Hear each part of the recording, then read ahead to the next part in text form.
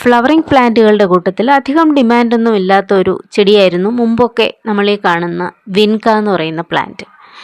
എന്നാൽ ഈ പ്ലാന്റിന് ഇപ്പോൾ ധാരാളം കളർ ചേഞ്ചസ് ഉള്ള ഹൈബ്രിഡ് വെറൈറ്റികളൊക്കെ അവൈലബിളായി തുടങ്ങിയതിന് ശേഷം ഈ പ്ലാന്റിന് ഹൈലി ഡിമാൻഡുള്ള പ്ലാന്റാണ്. ഇതിൻ്റെ മെഡിസിനൽ വാല്യൂസ് കേട്ടാൽ നമ്മൾ ഞെട്ടിപ്പോവും.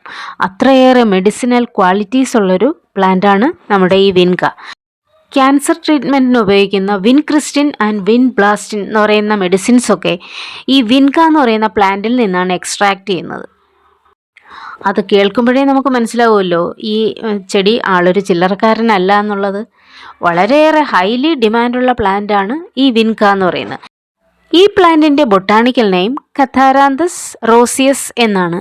എന്നാൽ ഈ ചെടി മുൻപ് വിൻക എന്ന് പറയുന്ന ജീനസിൽ വിൻക റോസിയ എന്നുള്ള രീതിയിലാണ് അറിയപ്പെട്ടിരുന്നത്. ഈ പ്ലാന്റിന് ധാരാളം കോമൺ നെയിംസ് ഉണ്ട്. Bright eyes, cape periwinkle, Madagascar periwinkle, rose periwinkle, pink periwinkle, graveyard plant എന്നിങ്ങനെ ധാരാളം കോമൺ നെയിംസ് ഉള്ള ഒരു പ്ലാന്റാണ് നമ്മുടെ ഈ ചെടി. ബൊട്ടാണിക്കൽ നെയിം കഥാരാന്തസ് റോസിയസ് എന്നാണെങ്കിലും നമ്മൾ സാധാരണ വിളിക്കുന്നത് വിൻക റോസ് എന്നാണ്. ഈ ചെടി ഒരു ഓൾ ടൈം ബ്ലൂമറാണ്. അതുകൊണ്ട് തന്നെ നമുക്ക് നമ്മുടെ ഗാർഡനിൽ ഈ ചെടി വളർത്തി കഴിഞ്ഞു കഴിഞ്ഞാൽ എന്നും പൂക്കളുണ്ടാവും. നമുക്ക് ഗാർഡനിൽ പൂക്കൾക്ക് പഞ്ഞമേ ഉണ്ടാകില്ല. പല കളറുകളിലുണ്ട്. ഇനി വൈറ്റ് ഉണ്ട്, ഈ പിങ്ക് ഉണ്ട്, നല്ല റെഡിഷ് കളറൊക്കെ ഉള്ളതുണ്ട്.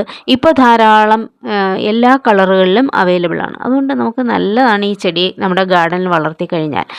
ഈ ചെടിക്ക് എടുത്തു പറയത്തക്ക ഒരു ഗുണമെന്ന് പറഞ്ഞു കഴിഞ്ഞാൽ ഈ ചെടിയുടെ വിത്തുകൾ എവിടെ വീണിരുന്നാലും അത് മുളച്ചു വരികയും നല്ല രീതിക്ക് വളർന്ന് പുഷ്പിക്കുകയും ചെയ്യും.